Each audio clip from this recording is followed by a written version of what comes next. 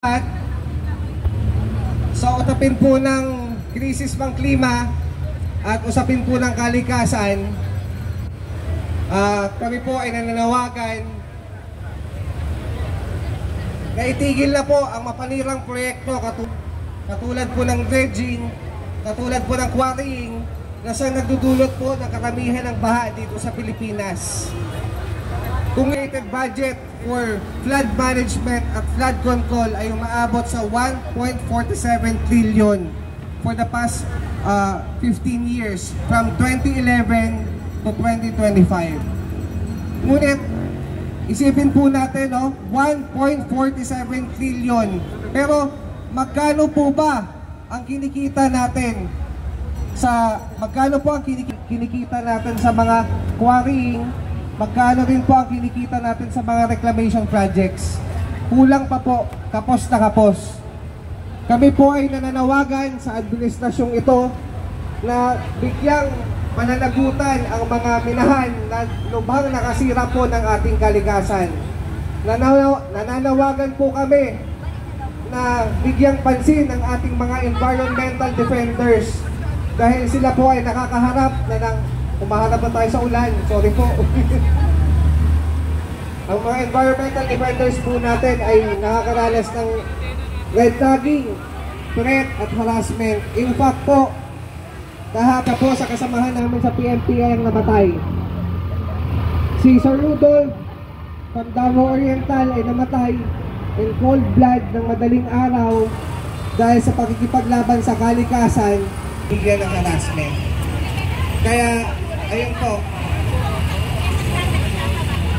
At panghuli po, nananawagan po kami sa inyong lahat na ang Rights of Nature Bill at ang Alternative Mineral Management Bill para po mas maproteksyonan po natin ang karapatan nating mga tao at karapatan natin sa kalikasan. Yun lamang po at maraming salamat.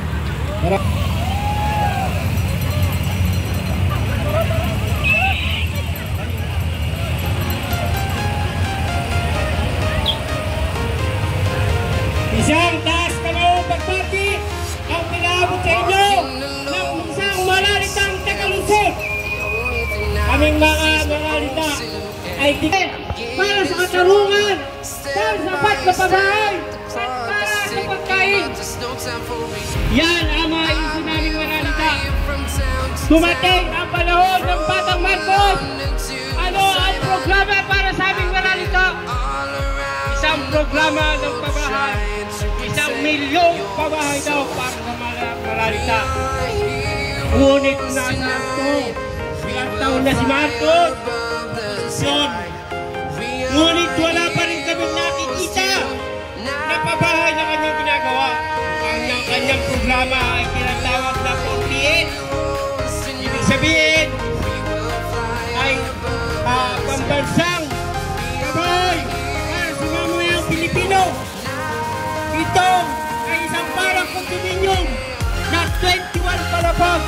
Isang maralita na titira sa galon. Talakari mo sa agdan. Isang 21 floor. Pangalawa, magkano ang babayaran ng maralita kung ikaw ay isang sidewalk vendor lang o ordinaryong trabaho? Paano mo mababayaran yun? Maabubos na lang yun ang mga middle at mga mayayaman. At sasagana naman ang mga kontrakto ng mga pabahay dahil sa proyekto ito. Pero sa kalunos-lunos nangyari, wala pa rin na itatayo kahit isa. Ang gusto naming maralita ay isang pabahay na may seguridad kami dito at makakakain.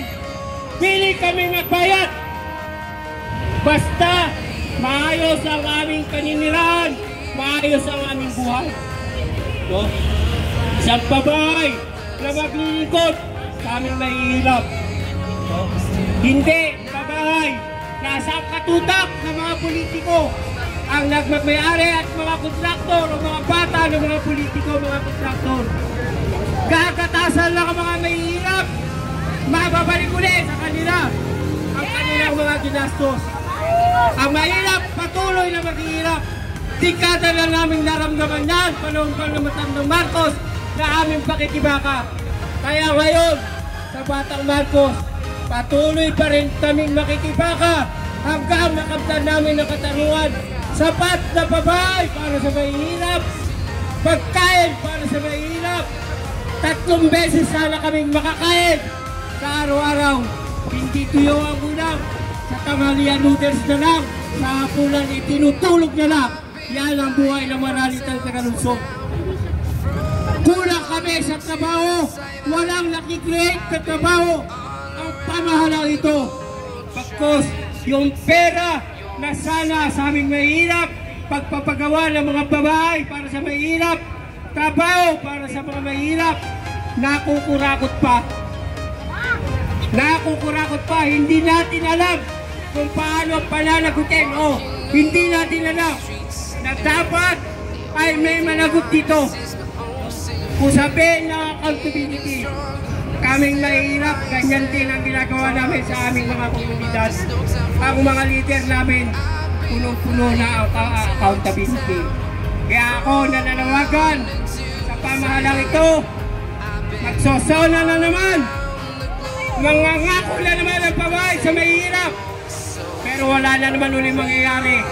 May groundbreaking, walang nangyari. Yung pamahalaan na tinakda nila para sa aming mahirap, hindi nakagawa ng maayos na pabahay.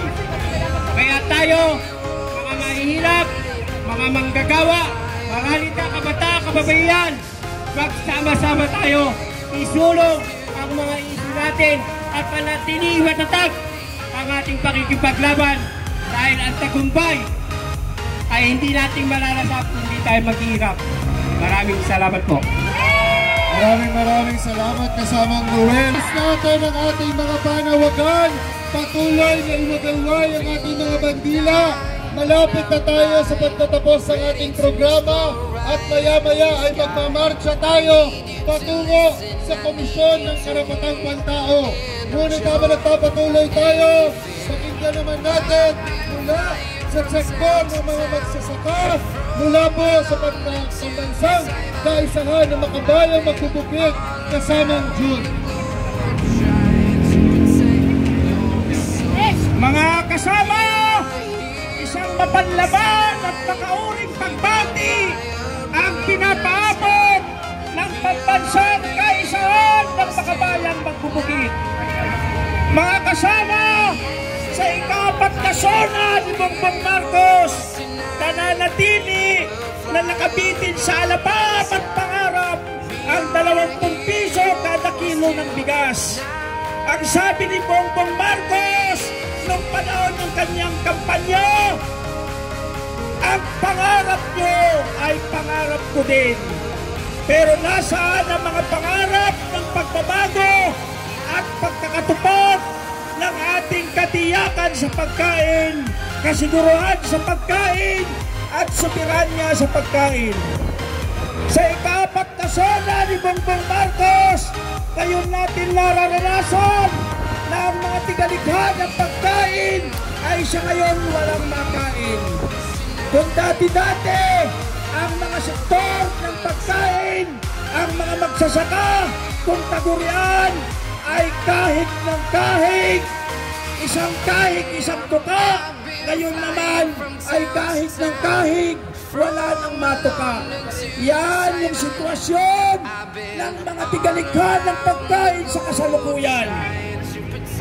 Habang dinaranas natin ang matinding baha at hagupit ng kalamidad, ang mga magsasaka ay patuloy na dinarahas sa kanayunan. Problema sa pagkain, problema sa lupa, at pandaraas sa kanayunan ang laging nararanasan ng ating mga sa halip na lutasin ng ating gobyerno ang